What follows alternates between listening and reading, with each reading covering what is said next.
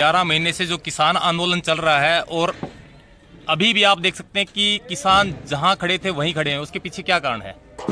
किसानों की तो कहते हैं ना, हमारी रोजी रोटी का सवाल है, हमारी नस्ल का सवाल है, हमारी फसल का सवाल है। किसान के साथ नुकसान है। मैं ये कहता हूँ, अगर किसान को नुकसान नहीं है तो भारतवर्ष के प्रधानमंत्री जी ने किसान संगठन के नेताओं को बीच में बिठा करके बात करें। प्रधानमंत्री जी बात करें, बीच में नहीं, कोई बिचौला नहीं होना चाहिए। तो इसलिए लड़ाई किसान ठीक लड़ रहा है और मैं तो आभारी हूँ।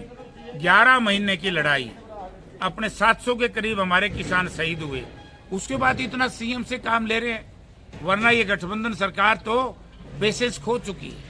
ये तो बिल्कुल आग लगाना चाहती है प्रदेश में। लेकिन मैं आभारी हूँ किसान का, मजदूर का, व्यापारी का, कि इनके बहकाव में ना आए हैं ना आएंगे। जो राजनेता और किसान बार बार आमने सामने, उसके पीछे क्या एक सोची समझी चाल है? भारतीय जनता पार्टी की सोची समझी चाल है। आप ये देखिए, प्रधानमंत्री जी का भाषण होना था केदारनाथ जी से। अगर शिव मंदिर की भी बात करें, कलोई में शिव मंदिर था, शिव मंदिर तो सबसे बड़ा रोहतक में था। ये मनीष ग्रोवर, ये अरविंद शर्मा, ये जानबूझ करके उस गांव में गए ताकि चौधरी भूपेंद्र सिंह हुड्डा की और उनके बेटे दीपेंद्र की, जो दीपेंद्र तो आप देखे ना, 42 साल की उम्र में चौथी बार सांसद है। इस देश में आज तक कोई रहा हो तो कोई पार्टी का नेता बता दो कोई रहा हो। तो उस छोटे नौजवान बच्चे की फिजा को खराब करने के लिए, उसकी शोहरत को खराब करने का प्रयास किया जाए। लेकिन हरियाणा प्रदेश के लोग इस बात को नहीं मानेंगे। वो विरोध तो कर रहे थे किसान संगठन, वे उनके खिलाफ पर्चा दर्ज कराओ। अगर उनका किसी ने गलत काम किया है तो कौन उनकी मदद के लिए खड़ा है? पर्चा भी दर्ज नहीं करा रहे। अगर उनसे ये पूछा जाए, मनीष ग्रोवर क्या लेने गया था कलोई में? भाषण सुनने मोदी जी का भाषण घर बैठ के नहीं सुना जाता था। अगर शिव मंदिर में, नंबर 2 कि हमारा संविधान धर्मनिरपेक्ष संविधान है। हम राजनीति में धर्म को इस्तेमाल नहीं कर सकते, ना करना चाहिए। ये भी एक कानूनी अपराध है और ये सामाजिक अपराध है। तो ये ठेकेदार हैं क्या धर्म के बीजेपी वाले? शिव जी महाराज मारे भी है, ये उन्हें शिव को हम शिव जी कहे कर दे। गामा में मारे तो सवाले है, हम तो शिव भगत। हाँ, जो मेहनत कश किसान है वो तो वैसे ही हर हर महादेव की जय बोलता है। एक सवाल आपसे जानना चाहूंगा, आप भी सांसद रहे हैं और अरविंद शर्मा भी एक सांसद है। उससे पहले मुख्यमंत्री के द्वारा भी एक बयान दिया गया, लाठी डंडे तैयार कर लो, और संसद के द्वारा भी एक बयानबाजी की गई है, वो कितनी सही है? 100% गलत है। बल्कि मैं तो ये कहता हूँ, अगर मनोहर लाल में थोड़ी सी भी नैतिकता है, चीफ मिनिस्टर में और भारतीय जनता पार्टी में गैरत है, तो अरविंद शर्मा को तत्काल बर्खास्त किया जाए, इसके खिलाफ 307 का पर्चा दर्ज किया जाए। और मनोहर लाल जी का तो मानसिकता का पता लग ही गया था। मुख्यमंत्री जी का लाठी ठा लो।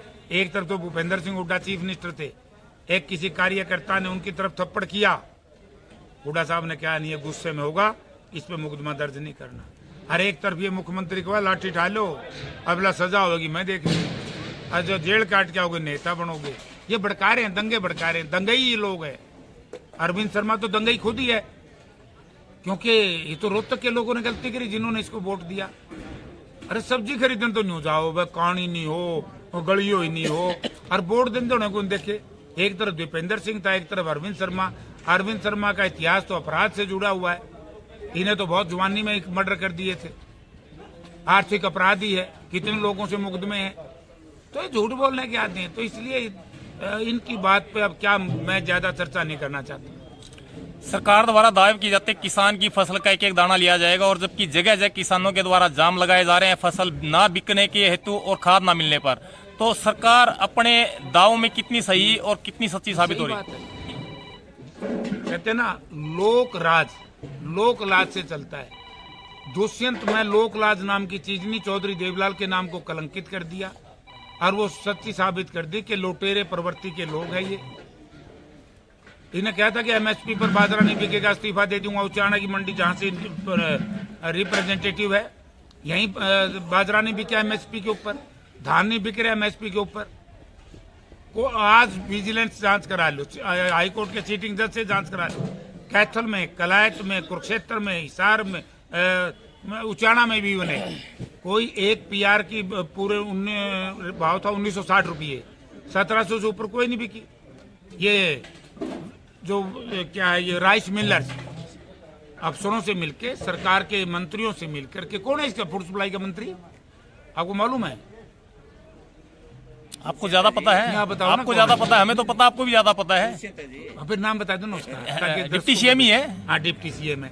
डिप्टी सीएम ने शर्म नहीं आती? किसान का नाम, किसान के नाम के ऊपर कलंक है। वहां से 1200 रुपए 1300 रुपए किसान, जो लोग, तो जो मंडी नहीं है, हुड्डा साहब ने यही कहा था कि भाई मंडियों को बढ़ाओ, इसका विस्तार करो। उसका जीता जागता उदाहरण दो, 2 मंडी हुड्डा साहब के टाइम में उचाना में बन ली, हुड्डा ने बढ़वाई थी ना ये, और तो किसी ने नहीं बढ़ाई। तो इस करके ये झूठ बोलते हैं, कोई दाना नहीं बिका, लोग मजबूरी में बहुत आधे रेट पर बाजरा बेच के गए हैं, आधे रेट पे 300-400 रुपए प्रति क्विंटल के हिसाब से राइस मिलर को लाभ हुआ है।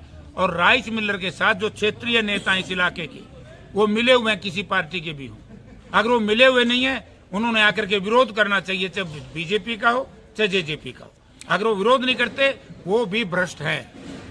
एक बड़ा सवाल ये है, जब मोदी सरकार बार बार कहती है कि किसान अपनी फसल को जहां मर्जी बेच सकता है, तो एक स्टेट से दूसरी स्टेट में जो रेट का डिफरेंस है, अगर किसान फायदे के लिए वहां फसल लेके जाता है तो उसको पकड़ा क्यों जाता है, उसके खिलाफ कार्रवाई क्यों की जाती है? मैं यही कह